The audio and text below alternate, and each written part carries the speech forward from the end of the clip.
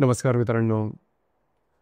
गेले जवळजवळ 10-12 महिने मिथुन राशीसाठी काही बरोबर नाही आहेत. बऱ्याच गोष्टींमध्ये काही वेगळे अनुभव, अनपेक्षित अनुभव तुम्हाला येत आहेत. खास करून सुरुवातीला आरोग्याच्या संदर्भातले त्रास होत होते. आरोग्याच्या संदर्भातले प्रॉब्लेम, कॉम्प्लिकेशन थोडे जास्त झाले होते.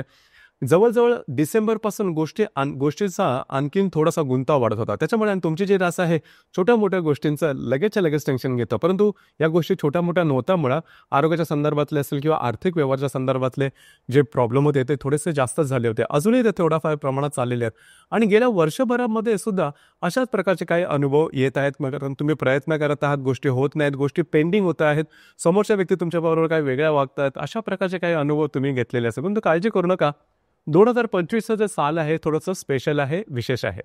कारण या संपूर्ण वर्षामध्ये मोठे जे ग्रह आहेत जसं की शनी, राहू, केतू आणि गुरु हे जे सर्व ग्रह आहेत हे राश्यांतर करणार आहेत.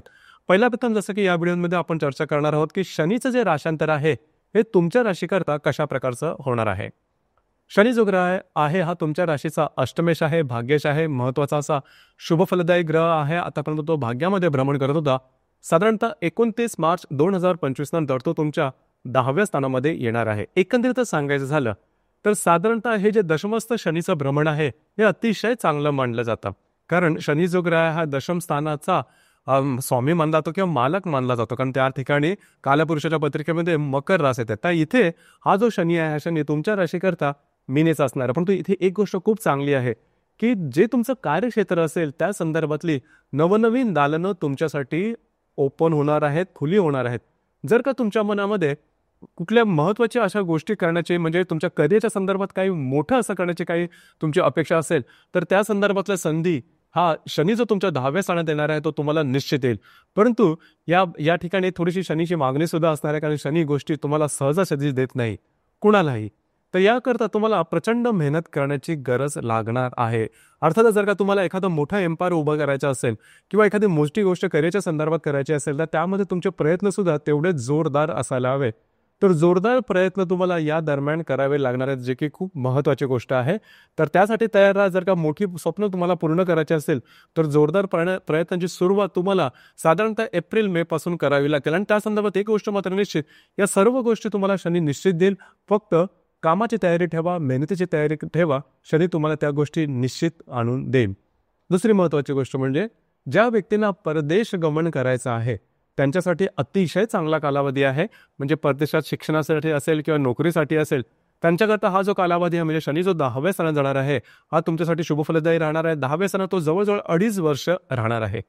इथे हा जो शनी आहे हा शनी तृतीय दृष्टीने तुमच्या व्यय स्थानाला बघणार आहे, सप्तम दृष्टीने तुमच्या चतुर्थ स्थानाला बघणार आहे आणि दशम दृष्टीने तुमच्या सप्तम स्थानाला बघणार आहेत. 2-3 गोष्टी तेवढे लक्षात घ्या. येणाऱ्या साधारण 2 ते 2.5 वर्षामध्ये लोन घेण्याच्या संदर्भात काळजी घेणं गरजेचं आहे. म्हणजे जर का तुम्हाला जर का पैशाची तुटवडा भासत असेल तो लोन त्याच वेळेस घ्या की ज्यावेळेस तुम्ही ते फेडू शकाल किंवा त्याबद्दलची तुमच्याकडे संपूर्ण रूपरेखा तयार असेल. कारण अशा प्रकारचा जो शनी दशमात भ्रमण करेल हा तुम्हाला लोनच्या संदर्भात पैशाचा तुटवडा वगैरे आणू शकेल. या संदर्भात काळजी घ्या.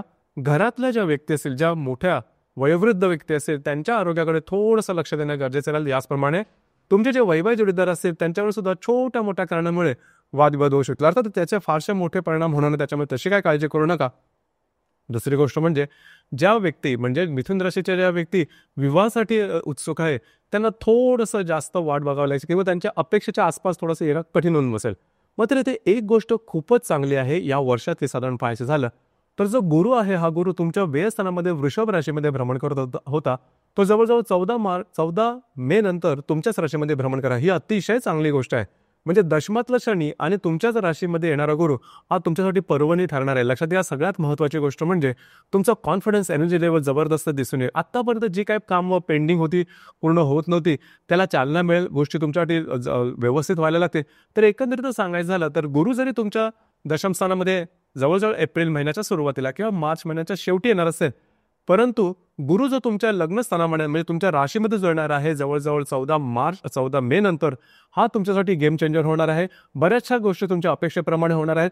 आणि जे मी मगाशी सांगितलं की तुमचे काही मोठी ध्येय असतील, मोठे काही तुमचे स्वप्न असतील तर त्या संदर्भातले जे आयडियाज वगैरे येणं किंवा ऑपॉर्च्युनिटी संधी येणं ही संधी साधारण तुम्हाला मे महिन्यापासून मिळू शकतील आणि त्या सकारात्मक असतील त्या तुम्ही पूर्णसुद्धा करू शकाल. आणि त्या दरम्यान ज्यांना काय बाहेरगावी जायचं असेल किंवा परदेश गमन करायचं असेल त्यांच्यासाठी सुद्धा हा कालावधी बऱ्याच प्रमाणात अनुरूप राहील. आता इथे 2-3 गोष्टी आहेत तिथे थोडंसं लक्ष देणं गरजेचं राहील. लक्षात घ्या, शनी जो 29 मार्च नंतर 10व्या स्थानात जाणार तिथेच राहू सुद्धा आहे आणि राहू तिथे जवळजवळ 18 मे पर्यंत असणार आहे. तर साधारणतः एप्रिल मे या 2 महिन्यामध्ये जे काही तुमचं कार्यक्षेत्र असेल त्या संदर्भातले महत्त्वपूर्ण निर्णय घेऊ नका. तुमचे अंदाज चुकू शकतील. बऱ्याच वेळा प्रलोभनं तुमच्या समोर येतील आणि त्यामागे जर का तुम्ही गेलात तर तुमचे अंदाज चुकून गोष्टी चुकीच्या होऊ शकतील. या संदर्भात थोडीशी काळजी घेणं गरजेचं राहील. कारण राहू आणि शनी दोन्ही जे तुमच्या दशम स्थानामध्ये जवळजवळ 1.5 महिन्यासाठी भ्रमण करणार आहेत ह्यामध्ये 2-3 गोष्टी होणं म्हणजे वरिष्ठांची न जमणं, न पटणं, ऑफिस पॉलिटिक्स, तुमच्या सहकर्मींकडून वेगळ्या प्रकारे गोष्टी केल्या जाणं, अशा प्रकारे काही गोष्टी होऊ शकतील. तर त्याच्यामध्ये गुंतू नका, त्याच्यामध्ये येऊ नका. जर का तुम्हाला तुमच्या कार्यक्षेत्राच्या संदर्भामध्ये महत्त्वपूर्ण काही निर्णय घ्यायचे असतील तर साधारणतः मे महिन्यात गेल्यानंतर किंवा मे महिन्याच्या 20-22 तारखेनंतर घेतलं तर ते बऱ्याच प्रमाणात तुमच्यासाठी उपयुक्त होणार आहे आणि अर्थातच त्यानंतरच तुम्हाला चांगल्या अशा ऑपॉर्च्युनिटी किंवा संधी मिळू शकतील. याचप्रमाणे हा जो शनी आहे हा शनी 10व्या स्थानात जवळजवळ 2.5 वर्ष राहणार आहे. तर ज्यांचा जन्म साधारणतः 15 मे ते जवळजवळ 15 एप्रिल यापर्यंत मधला आहे त्यांना हा कालावधी थोडासा त्रासदायक जाऊ शकेल, खास करून जे तुमचं कार्यक्षेत्र असेल त्या संदर्भात. आणि आत्ता जर का 3-4 महिन्याचा जरी विचार केला तर ज्यांचा जन्म साधारणतः 15 मार्च ते जवळजवळ 20 मार्च या दरम्यान असेल त्यांच्यासाठी येणारे जवळजवळ 3-4 महिने म्हणजे जवळजवळ जून जुलैपर्यंतचा जो कालावधी आहे हा त्रासदायक जाईल. कुठल्याही प्रकारचे मोठे निर्णय घेऊ नका. असे निर्णय की ज्यामुळे तुमच्या जीवनाचं दिशा बदलेल अशा प्रकारचे काही निर्णय या दरम्यान घेऊ नका. बाकी जर का सांगायचं झालं तर हा जो शनी तुमच्या 10व्या स्थानामध्ये भ्रमण करेल हा तुमच्यासाठी अतिशय शुभ फलदायी असणार आहे. फक्त अट एवढीच आहे की तुम्हाला मेहनत जबरदस्त करावी लागणार. कारण तुमची जी रास आहे ही अंग मेहनत करायची झाली तर जास्त मेहनत केली तर थोडेसे लवकर मलूल होतात, थकून होतात. तर अशा प्रकारचे काय अनुभव येऊ शकते. परंतु त्या जर का तुम्हाला मोठं काही साध्य करायचं असेल तर त्याकरता तुमचे प्रयत्न सुद्धा तेवढेच जोरदार असायला हवे.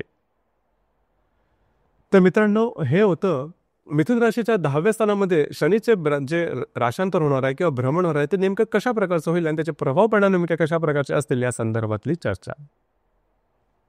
धन्यवाद.